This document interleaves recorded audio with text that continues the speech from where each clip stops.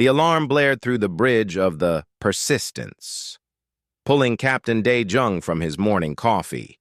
He set the cup down and moved to his command chair, his eyes already scanning the incoming data on the main screen.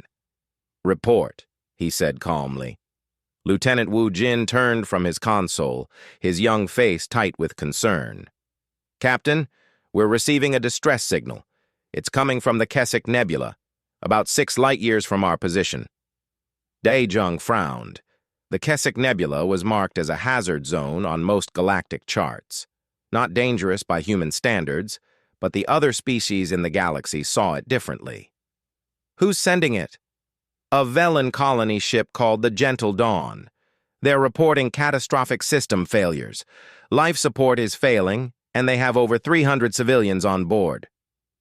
Wu Jin paused, his fingers moving across his screen. "Sir, they're saying something else. Something is hunting them inside their ship." The bridge went quiet. Dr. Hei Wan, who had been reviewing medical supplies in the corner, looked up sharply. "Hunting them? What kind of something?" "They don't know. The transmission is breaking up, but they've lost 47 crew members already." Dae-jung stood and walked to the view screen. The Keswick Nebula glowed in the distance, a swirl of purple and orange gases threaded with lightning-like energy discharges. To him, it looked challenging but manageable. He had grown up on Earth, where nature tried to kill you in 1,000 different ways. A nebula full of radiation and debris was just another Tuesday. "Have they contacted the Galactic Rescue Service?" he asked. Wu Jin nodded. "Yes, sir. The GRS refused to enter the nebula. They've classified it as a no-go zone. Unsurvivable conditions, they said." Engineer Nari snorted from her station. "Unsurvivable? I've seen the specs on that nebula. It's just some radiation and gravitational fluctuations. Nothing our shielding can't handle." Hei Wan walked over to stand beside Dae-jung. "The Velens are a fragile species, Captain. What we consider mildly uncomfortable is lethal to them. If the GRS won't go in, those people are going to die." Dae-jung was quiet for a moment, thinking. Humanity had only joined the galactic community 2 years ago. They were still the new kids, still trying to prove themselves. Most alien species looked at humans with a mixture of curiosity and unease. Earth was classified as a Class 12 death world, one of the most hostile planets known to support intelligent life. Humans were the only species to come from such a dangerous place. That made them different. That made them capable of things other species couldn't imagine. "Open a channel to the Galactic Council," Dae-jung said finally. The screen flickered, and a Galactic Council representative appeared. The alien was a Quillen, a being that looked like a cross between a bird and a jellyfish, floating in a tank of specialized fluid. Its translator hummed to life. "Captain Dae-jung, we are aware of the situation with the Gentle Dawn. It is a tragedy, but the nebula is too dangerous for any rescue attempt. With respect, Counselor, my ship can handle those conditions. We volunteer to attempt the rescue." The Quillen's body rippled in what might have been surprise or concern. "Captain, the radiation levels alone would kill most species within minutes. The debris field is moving at extreme velocities. The gravitational anomalies could tear a ship apart. This is a suicide mission." Dae-jung smiled slightly. "Counselor, my crew has trained for environments far worse than this. We can do this." There was a long pause. Dae-jung knew what the council was thinking. Humans were strange, tough creatures from a world that shouldn't exist. If anyone could survive the nebula, it would be them. But if the humans died trying, well, the galaxy would lose its most resilient species. "Very well, Captain," the Quillen said finally. "You have authorization to proceed. May fortune favor you." The connection cut off. Dae-jung turned to his crew. "You all heard. This is going to be rough. Anyone who wants to stay behind can do so. No questions asked." No one moved. Nari grinned. "Captain, we didn't sign up for the easy jobs." All right then. Wu Jin, plot a course into the nebula. Nari, I want all systems at maximum efficiency. Hey One, prepare the medical bay for potential Velen patients. We need to understand their physiology before we get there. The crew moved with practiced efficiency. The Persistence had been built specifically for search and rescue operations in dangerous environments. It was tough, heavily shielded, and designed to take punishment that would destroy most galactic vessels. It was, in short, a very human ship. As they prepared for departure, Heywan pulled up everything the galactic database had on Velens. What she found made her heart sink. The Velens were beautiful creatures, tall and slender with translucent skin that shimmered in light.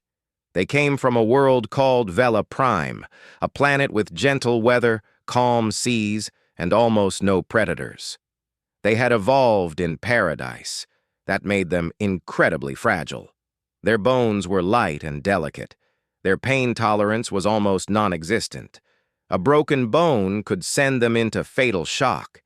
They required specific atmospheric conditions to survive, and even small deviations could make them sick. These people are like porcelain, Heywan muttered. How are they even in space? Nari looked over her shoulder at the data. Their ships are basically flying bubbles, perfect controlled environments, nothing harsh, nothing unexpected.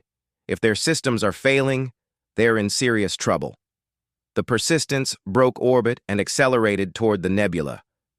As they drew closer, Dae-jung had the communications officer patch into the Velen distress signal. The audio crackled to life, and a voice filled the bridge, high-pitched and trembling with terror.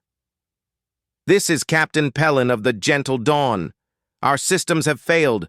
We cannot navigate. We cannot escape. The hunters are breaking through our barriers. They are killing us. Please, if anyone can hear this, we are dying. We need help. We need... The signal cut to static, then resumed with screaming in the background. Dae-jung's jaw tightened. Wu Jin, increase speed. I want us there in 3 hours. Captain, pushing the engines that hard in the nebula could be risky. Those people don't have time for caution. Do it. The Persistence plunged into the Keswick Nebula like a knife into water. Immediately, the ship began to shake as radiation washed over the hull.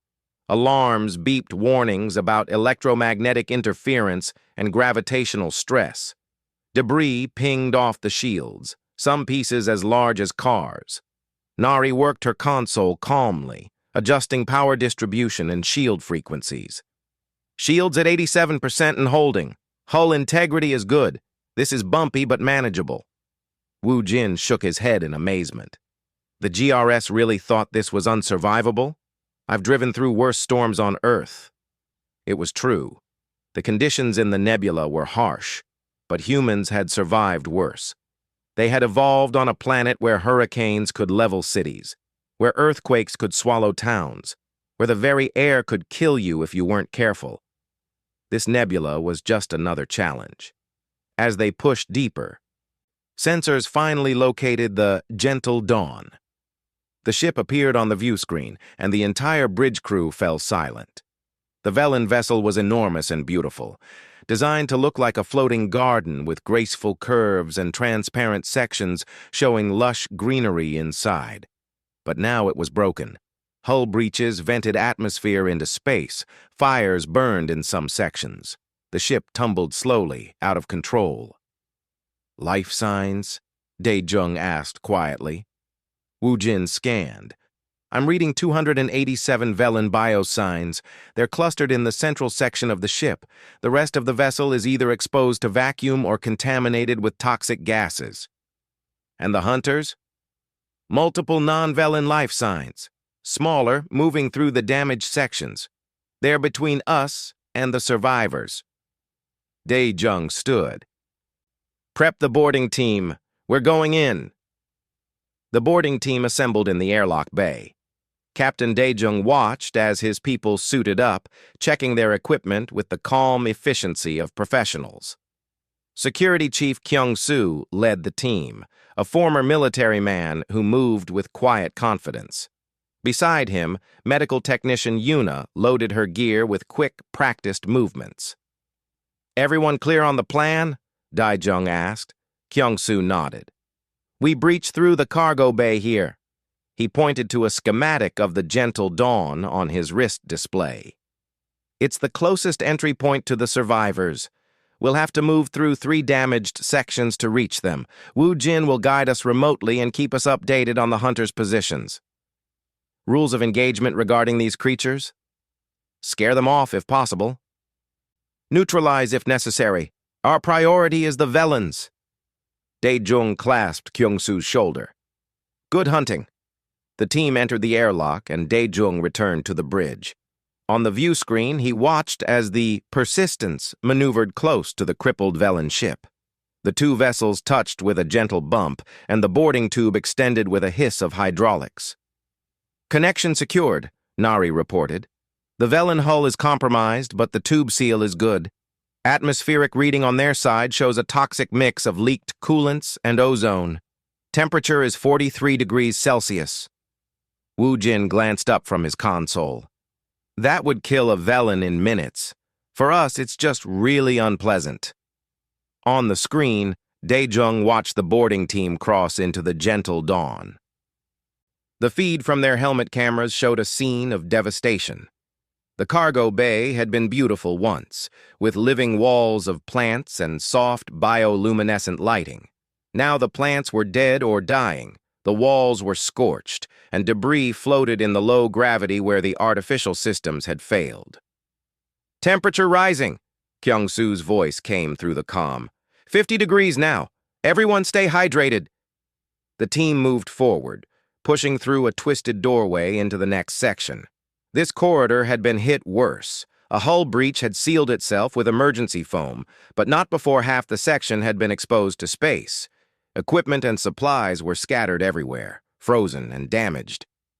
"Contact," one of the team members called out. "I've got Velen bodies here."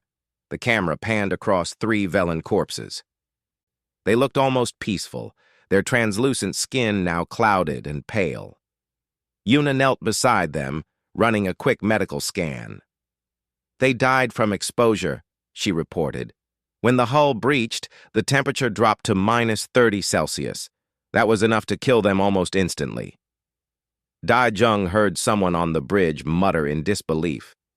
-30 was cold, sure, but humans could survive in that temperature with proper clothing. These Velens had died in conditions that humans considered merely uncomfortable. The team pressed on. They entered what had once been a common area, a large open space with seating and recreational facilities. Now it was a disaster zone. Sparking electrical cables hung from the ceiling. Small fires burned where oxygen leaked from damaged systems. The temperature gauge on the feed showed 74 degrees Celsius. "This heat is getting serious," one team member said, wiping sweat from his face. Kyung-soo checked his people. "Everyone still good?" A chorus of affirmatives came back. They were sweating, uncomfortable but functional. Humans had evolved to regulate heat through sweating, to function in temperatures that would cook most species alive. It was just one more advantage their death world had given them. "Movement ahead," Wu Jin's voice crackled through from the Persistence. "3 of the creatures coming from your left." The team stopped, weapons ready. From the shadows emerged 3 of the hunters.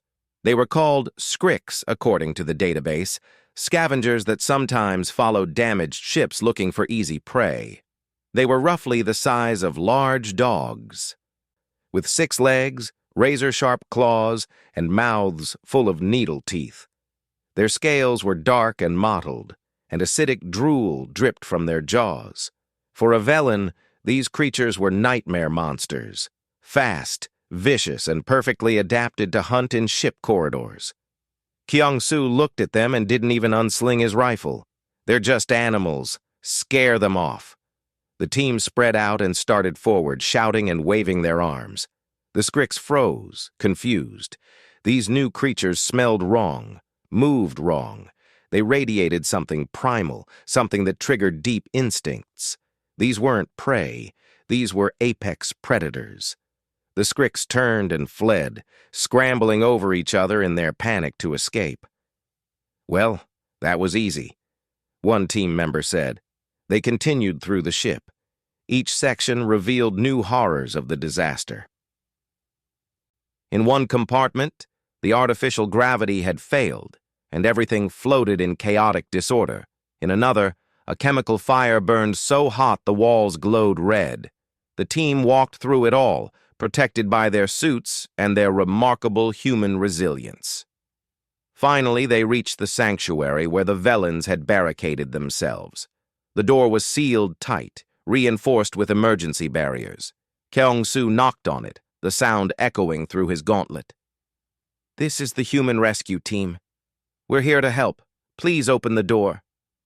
For a long moment, nothing happened. Then a voice came through a small speaker, weak and trembling. "Humans, you came through the nebula? You came through our ship?" "Yes. We're here to evacuate you. Please open the door so we can assess your condition." "The hunters. We've encountered them." "They're not a problem. You're safe now." Slowly, the door began to open. Light spilled out from the sanctuary, and with it came the Velens. They were even more delicate in person than the database had shown. The tallest stood nearly 7 feet, but they were thin as reeds, their bodies graceful and fragile. Their large eyes blinked in the harsh light from the human helmet lamps, and they shrank back from the armored figures. Yuna stepped forward, removing her helmet to show her face. She smiled gently. "It's okay. We're not going to hurt you. We're here to help." The Velens stared at her. They had seen humans before, but only on video feeds, only from a safe distance. Up close, even small Yuna seemed impossibly solid, impossibly dense. Her muscles moved under her skin in ways that looked powerful and dangerous. Her eyes focused with the intensity of a predator. One Velen, wearing the markings of a medical officer, stepped forward hesitantly. "You walked through the damaged sections? Through the heat and the cold and the toxins?" "Yes," Yuna said simply. "But the readings showed temperatures that would boil our blood, radiation that would destroy our cells. How did you survive?" Yuna didn't know how to explain that those conditions were just mildly dangerous to humans, that Earth had taught them to endure things that would kill most species. She settled for, "We're tougher than we look. Please let me check you're injured." The Velens led her inside the sanctuary. What Yuna found made her heart ache. There were injuries everywhere, but by human standards they were minor. A Velen with a fractured arm was dying, going into shock from the pain. Another with what looked like bruised ribs was barely conscious. These people were suffering from injuries that a human would shake off and keep working with. "I need supplies from the ship," Yuna said into her comm. "And I need Dr. Haywan's expertise. These people need help I'm not qualified to give." Back on the Persistence, Haywan was already preparing. "I'm coming over. Prep a safe route for me." Kyung-soo organized his team to start the evacuation. They would need to carry the Velens through the damaged sections. The aliens couldn't survive the journey on their own. Each human took a Velen, cradling them carefully despite the awkwardness of their height. The Velens were terrified. Being carried by these dense, powerful creatures from a death world felt like being held by monsters. But they were also amazed. The humans moved through environments that were instant death for Velens with barely a complaint. They walked through fire and ice, through poison and radiation, as if it were merely inconvenient. One Velen, a young one named Celia, was carried by Kyung-soo. She watched his face as they moved through a section where the temperature exceeded 80 degrees Celsius. He was sweating heavily, his jaw clenched with discomfort, but he kept moving at a steady pace. "Doesn't it hurt?" she whispered. Kyung-soo glanced down at her. "Yeah, it's pretty hot. But I've been through worse. During training, we did survival exercises in the Australian outback. This is almost pleasant compared to that. Celia couldn't comprehend it. The Australian outback, according to her studies, was a desert region on Earth with temperatures regularly exceeding 50 degrees Celsius. Humans trained there. They chose to go there to make themselves stronger. What kind of species did that? The evacuation took hours. Trip after trip, the team carried Vellans through the nightmare landscape of their broken ship. And with each trip, the watching galaxy began to understand what humans really were. News feeds across hundreds of worlds showed the rescue in progress. They showed humans walking through hell as if it were a mild inconvenience. They showed the humans' strength, their endurance, their absolute refusal to quit. And the galaxy began to be afraid. Dr. Hei-Wan arrived at the sanctuary and immediately took charge of the medical situation. She moved through the frightened Vellans with calm efficiency, her scanner humming as it analyzed each patient. What she found both amazed and saddened her. "This one has internal bleeding," she said, kneeling beside a Vellan male, "from what appears to be blunt force trauma, probably hit by debris during the initial malfunction." The Vellan medical officer hovered nearby, his long fingers trembling. "We gave him our strongest pain medication, but he is still in agony. The internal pressure is killing him. We don't have the tools to operate in these conditions." Hei-Wan studied her scanner readings. The internal bleeding would be serious for a Vellan, certainly, but the amount of blood loss was minimal by human standards. A human with this injury would be in pain, but stable. For a Vellan, it was life-threatening.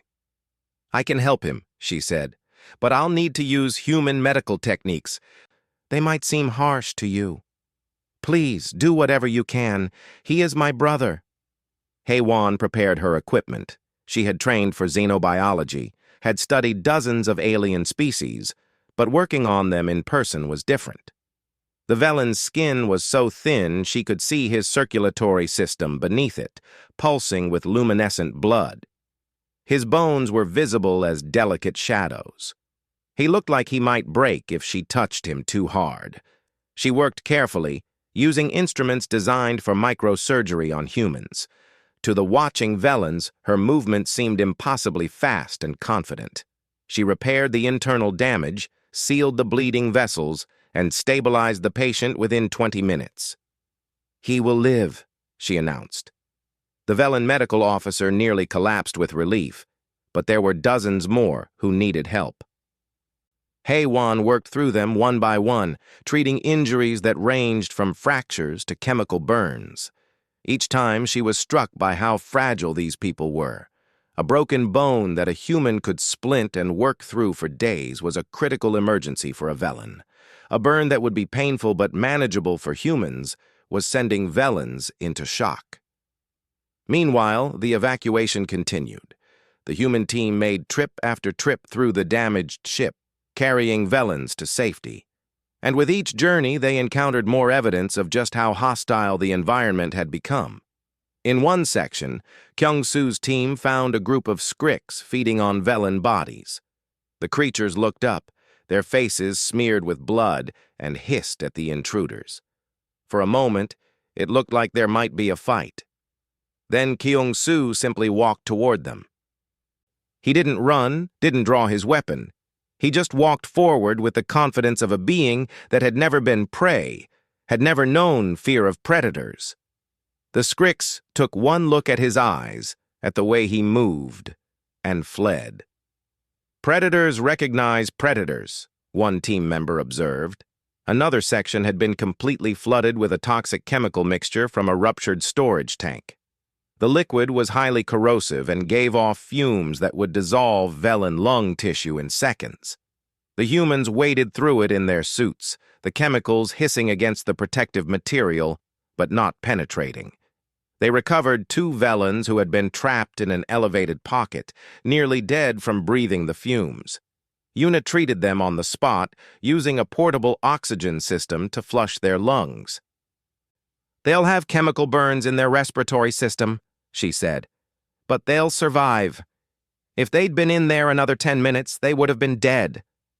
The Velans couldn't speak, but their large eyes watched Yuna with a mixture of gratitude and terror. She had walked through acid to reach them. She had breathed air that should have killed her. What kind of being could do that?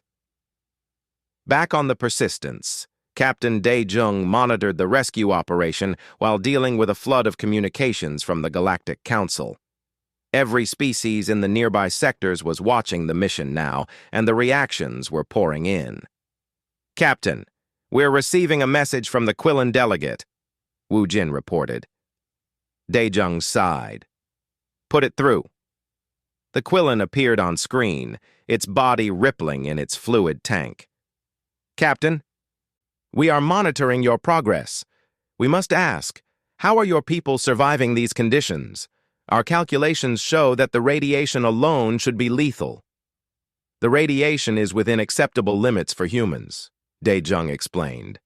"Our evolution on Earth required us to develop significant resistance to radiation and toxins. What you consider lethal, we consider hazardous but manageable." "And the heat? We're reading temperatures exceeding 90 degrees Celsius in some sections. My people are uncomfortable, certainly. But humans can function in temperatures from well below freezing to over 50 degrees Celsius without protective equipment. With proper suits, we can endure much more." The Quillen was silent for a moment. "Captain, do you understand what you're telling me? You're describing capabilities that no other known species possesses. The Velans would die in seconds in those temperatures. Most species in the galaxy would perish within minutes, but your people work in those conditions for hours." "We do what's necessary," Dae-jung said simply. After the Quillen disconnected, Wu Jin looked at his captain. "Sir, I don't think they understood before. What it means that we're from a Class 12 death world." "No," Dae-jung agreed. "They didn't. They're understanding now." Hours passed. The rescue continued. The human team worked without stopping, rotating through brief rest periods but never quitting. They carried Velans, fought off Scrix, repaired emergency systems, and stabilized damaged sections of the ship. They did the impossible again and again, and each time they made it look routine. Engineer Nari performed perhaps the most impressive feat when a critical bulkhead needed to be opened to reach a trapped group of Velans. The door's automatic systems had failed, and the manual override required 400 pounds of force to operate. The Velans couldn't even move it. Their strongest individuals could barely manage 50 pounds of force. Nari studied the mechanism for a moment, then grabbed the manual release lever with both hands. She braced her feet, took a breath, and pulled. Her muscles strained, her face went red with effort, and then the lever moved. Slowly, with a grinding shriek of metal, the door began to open. The watching Velans were stunned into silence. This one human, not even particularly large by human standards, had just done something that would require their entire remaining crew working together. She did it alone, with nothing but her own strength. When Nari finished, she was breathing hard and sweating. "That was rough," she said. "I'm going to feel that tomorrow." The Velan engineer who had been trying to open the door for hours just stared at her. You just... Nari smiled at him. "Sorry, did I do something wrong?" No, you saved 17 lives. I cannot comprehend your strength." Nari looked embarrassed. "I'm really not that strong. I mean, for a human, Kyung-soo could probably have opened that door one-handed." The Velan looked like he might faint. By the 18th hour of the rescue operation, all 287 surviving Velans had been evacuated to the Persistence. The medical bay was full, with Velans recovering on every available bed and some on mattresses in the corridors. Haewon and Yuna moved among them, providing care and comfort. The gentle dawn was dying. Fires had spread through multiple sections, and the hull was beginning to break apart under the stress of the nebula's gravitational anomalies. It was time to leave.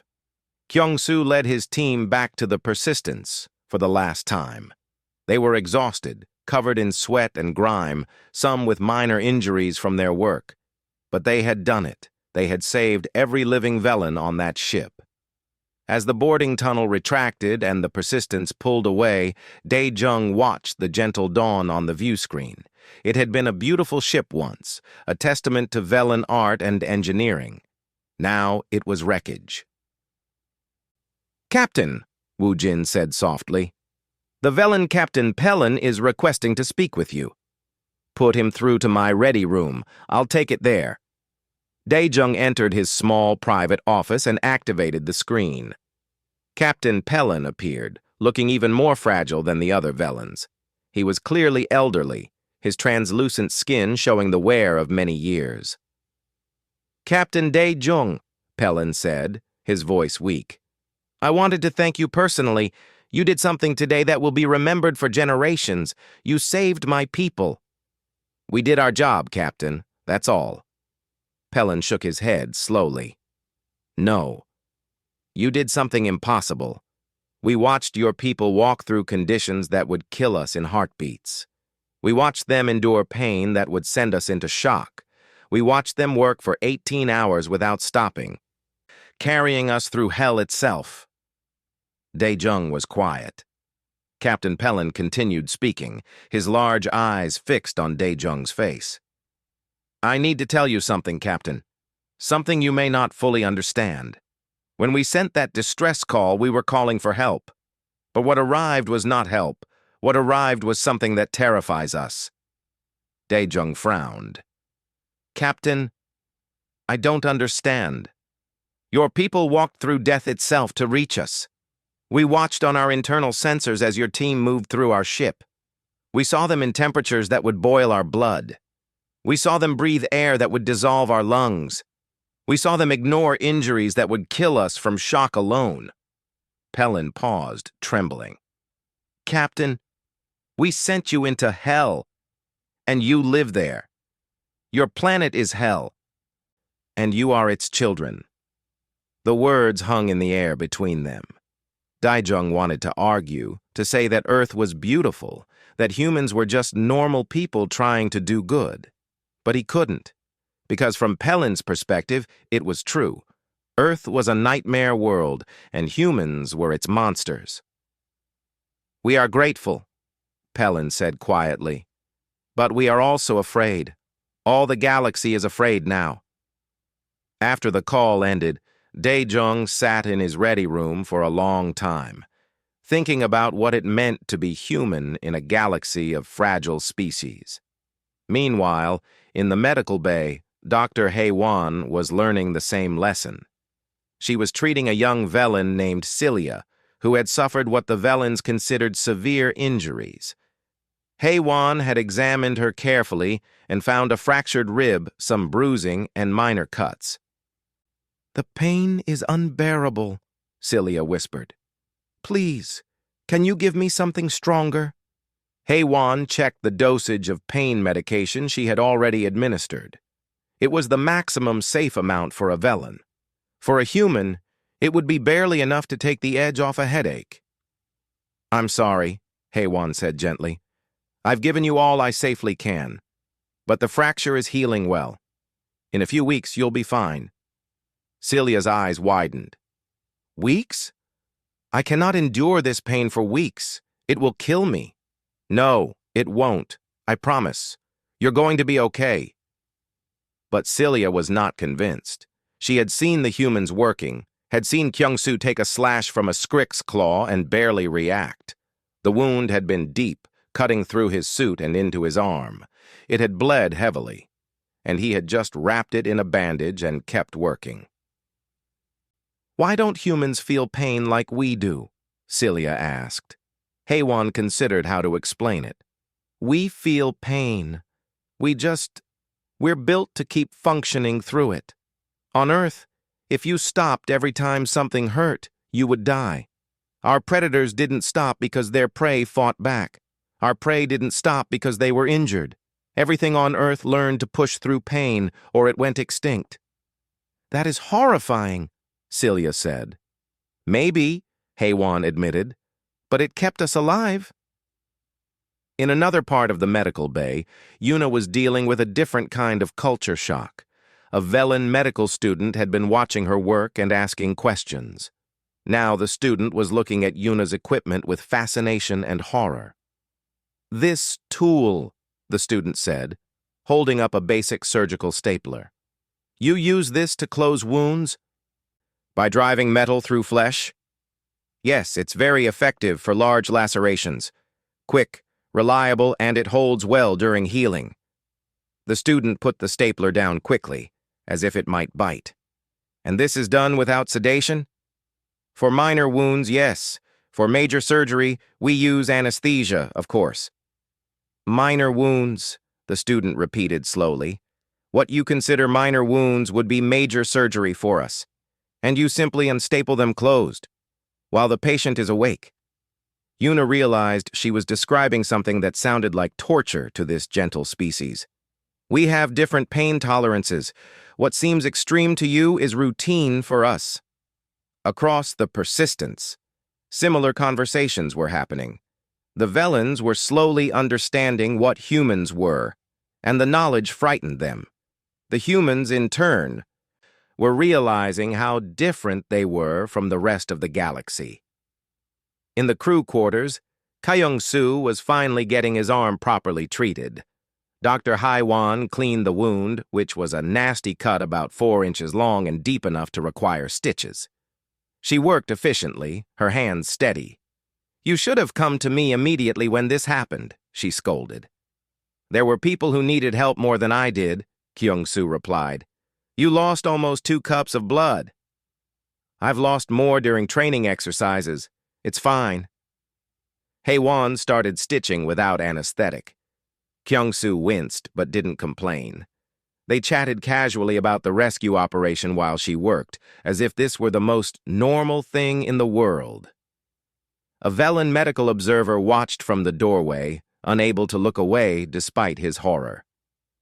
The human was being sewn up like fabric, and he was having a conversation, laughing even. The observer had seen Velens die from shock from injuries far less severe than this. "Does it hurt?" the observer finally asked. Kyung-soo looked over. "Yeah, it stings. But it's not bad. I've had worse." "What could be worse than this?" "I broke my leg once during a mountain climbing accident. That hurt a lot more. Had to walk 3 miles on it to reach help." The observer fled the room. He couldn't process what he was hearing. As the Persistence made its way out of the nebula, the galactic news networks were in chaos. The rescue had been broadcast across hundreds of worlds, and the reactions were pouring in. Some species praised the humans as heroes, others were calling for restrictions on human expansion, arguing that a species this dangerous should be contained. Political leaders were debating what it meant to have Deathworlders in the galactic community. Scientists were frantically studying human biology, trying to understand how such beings could exist. Religious leaders were having philosophical crises about the nature of life and suffering. And through it all, one question dominated every conversation. What else were humans capable of? On the bridge of the Persistence, Wu Jin was compiling reports on the rescue operation. The statistics were staggering. The team had worked for 18 continuous hours. They had moved through environments with temperature ranges from -20 to +95 degrees Celsius. They had been exposed to radiation levels that would have killed most species.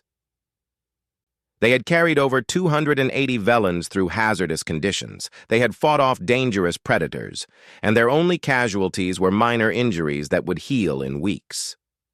"Sir," Wu Jin said to Daejung, "the Galactic Council is requesting a full debriefing on our capabilities. They want to understand what humans can do."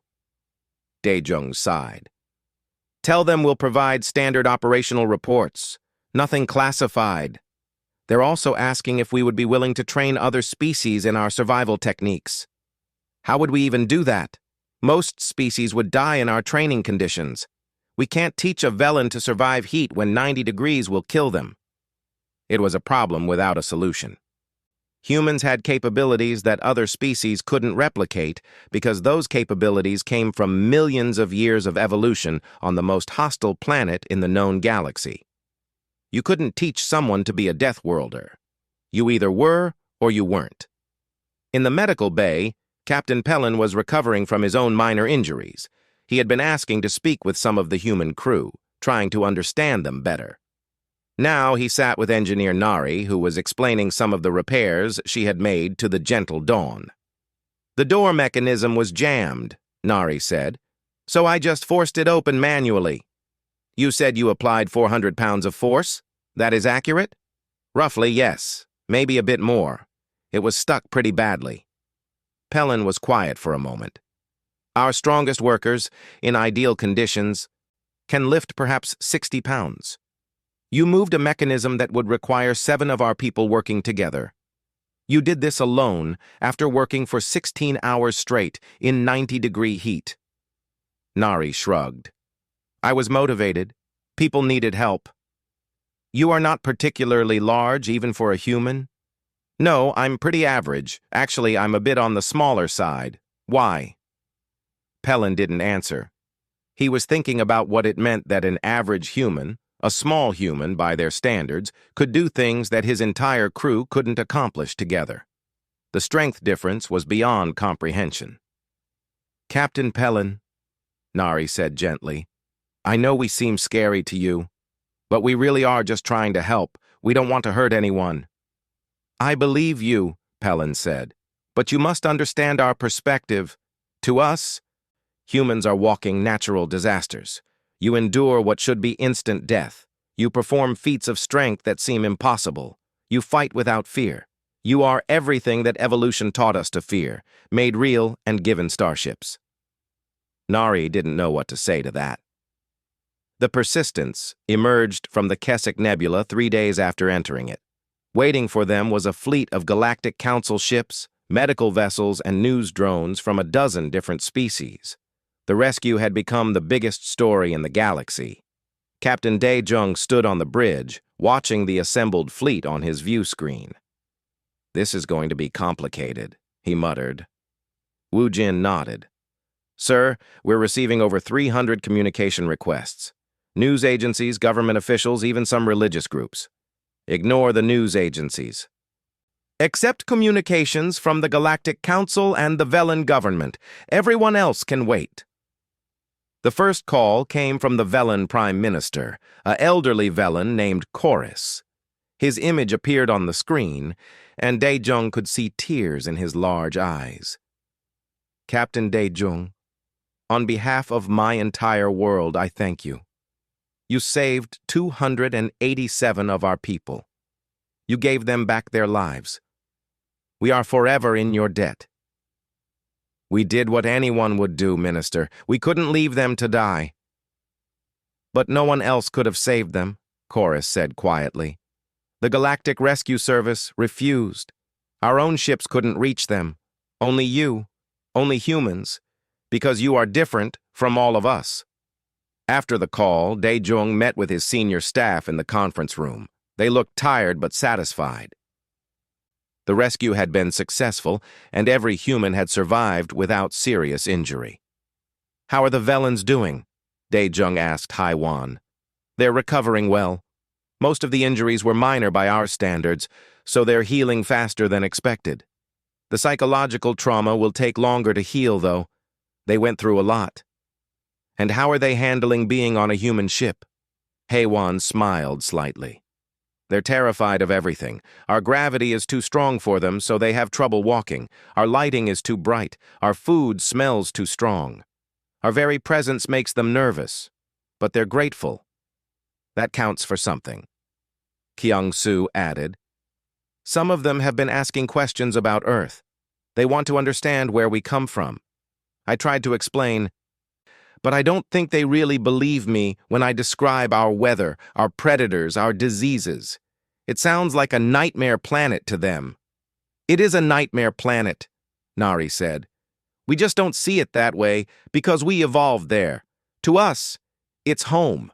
To them, it's hell." The conversation was interrupted by an urgent message from the Galactic Council. Daijung took it alone.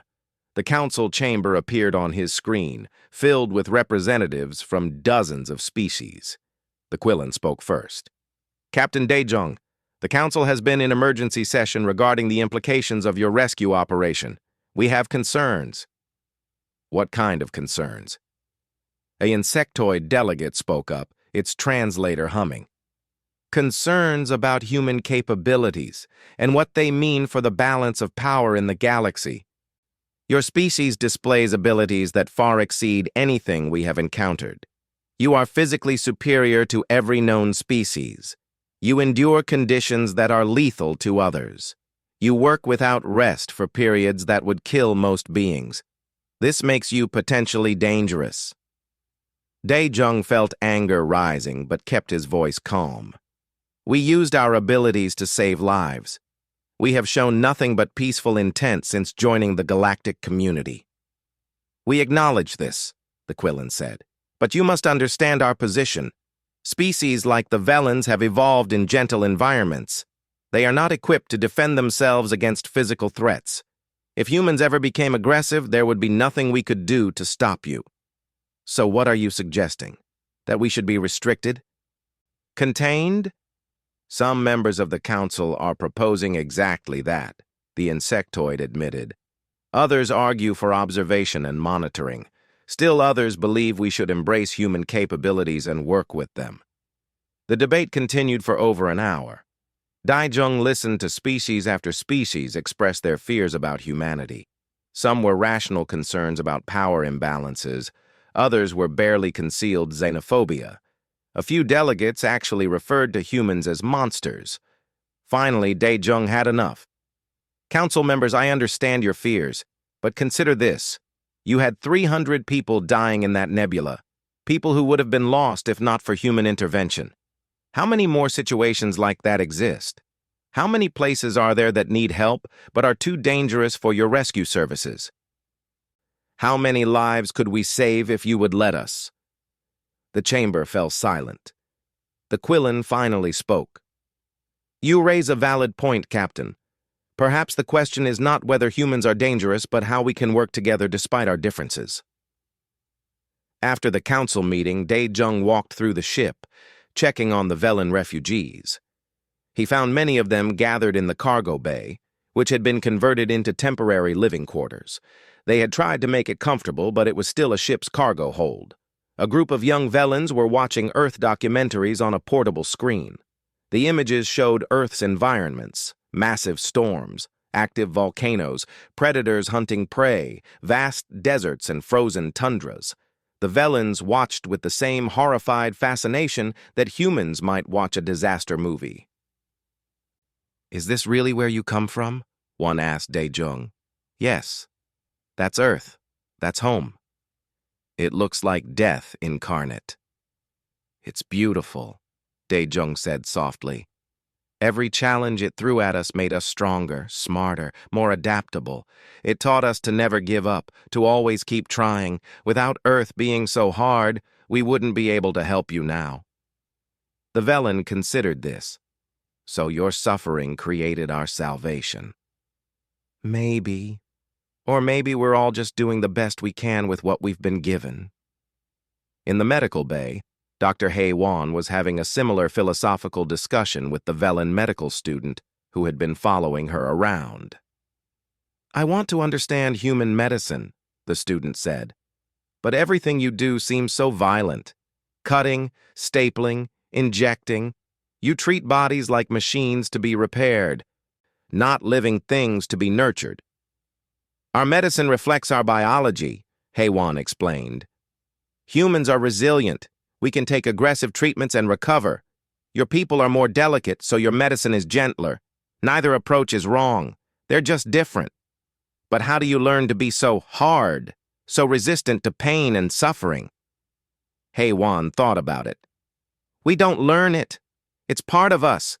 Every human child falls and gets hurt while learning to walk. We all have scars from childhood accidents. We all experience pain regularly. It's just normal for us. We learn to live with it, to function through it. That sounds like a sad existence. Sometimes, Haywan admitted, but it also makes us appreciate comfort more. And it gives us strength when we need it. The Persistence finally docked at Velen Prime's orbital station. The Velens were transferred to their own medical facilities, where they would complete their recovery. The human crew watched them go, glad they could help but also aware of the fear in many Velen eyes. That evening, the senior staff gathered in the observation deck. Through the windows, they could see Velen Prime below, a beautiful world of soft colors and gentle weather.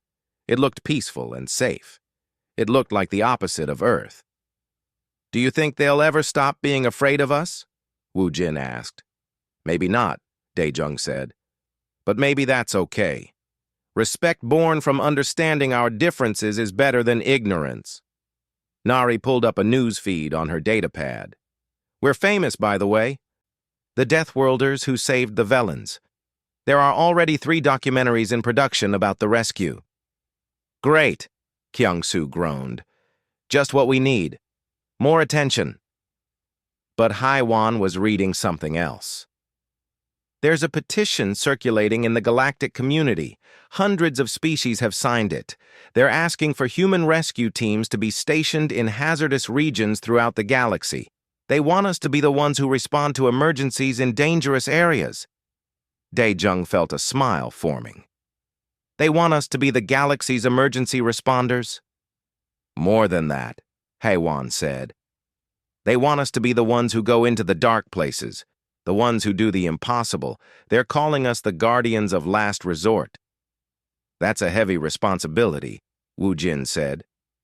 "It is," Daejung agreed. "But isn't that why we're out here? To make a difference? To use what Earth gave us for something good?" An alert chimed on Wu Jin's console. He checked it and looked up with a strange expression. "Speaking of which, we just received a new distress call. A mining colony on Thoros 4. There's been a volcanic eruption, and the colony is trapped. The Galactic Rescue Service says the conditions are too dangerous to attempt a rescue. Temperatures exceeding 200 degrees Celsius, toxic gases, unstable ground." Everyone looked at Daejung. He stood and gazed out at the stars. "How many people are trapped?" 43. Mixed species, mostly miners." Daejung turned to his crew. They were tired from the last mission. They deserved rest. But he could see it in their eyes. They were ready to go, because that's what humans did.